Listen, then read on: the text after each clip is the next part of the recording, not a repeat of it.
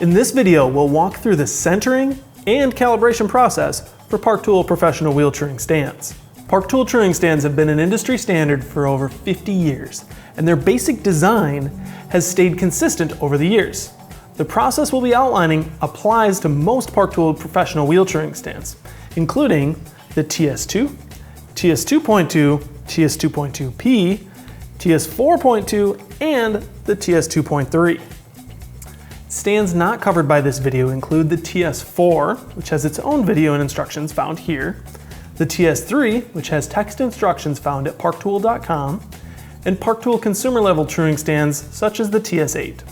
Each professional truing stand is hand-built and calibrated to exact tolerances at the Park Tool headquarters in St. Paul, Minnesota.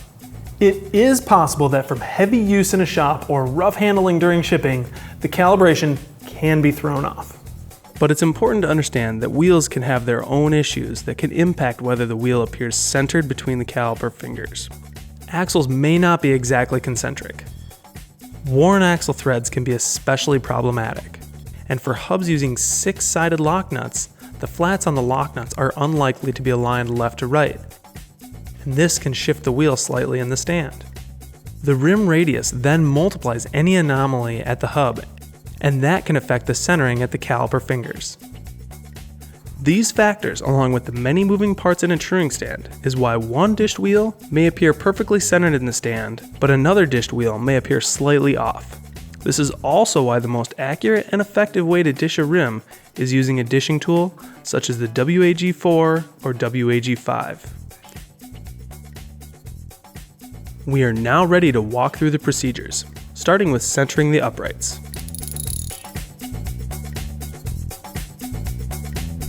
You will need either a perfectly true and dished wheel or a 1554-1 centering gauge. Do not assume a factory fresh wheel has been properly dished. Double check it.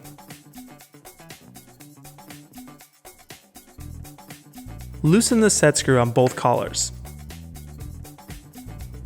If the collar screws cannot be reached from the back, loosen the knob until the heads show. Push the arms side to side to make sure they are able to move freely. Install the dished wheel or alignment gauge. Secure the wheel, but do not over-tighten the adjustment knob.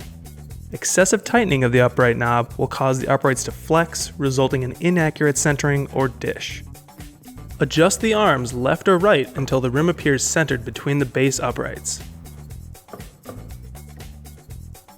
Fine-tune the adjustment by measuring between the base and the rim edge.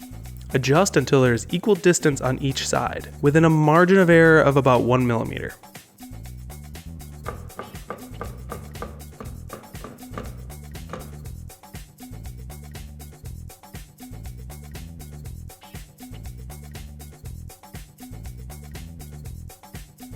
Now tighten the cap screws to a firm torque.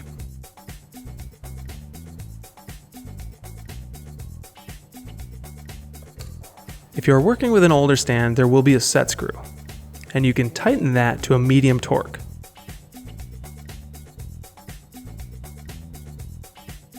The uprights are now centered, and the next process is to center the caliper arm.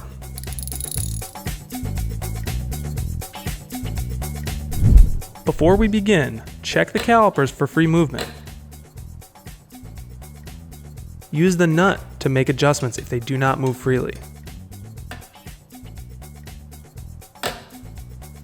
Install the perfectly dished and true wheel into the uprights. Again, do not over-tighten. Adjust the caliper fingers to the rim.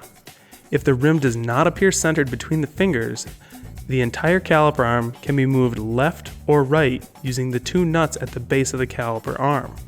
To move the arm to the right, loosen the left nut 1/4 to 1/2 turn and tighten the right nut the same amount.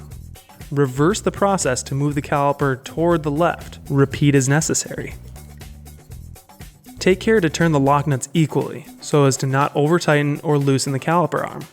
Proceed until the caliper fingers appear centered to the rim. Remember that each new wheel brings its own set of anomalies that may affect centering, which is why the most accurate and effective tool for dishing a wheel is a wheel alignment gauge. That's the process for centering Park Tool truing stands. For more wheel truing and wheel building resources, Subscribe to our YouTube channel and visit the repair help section on parktool.com. Thanks for watching.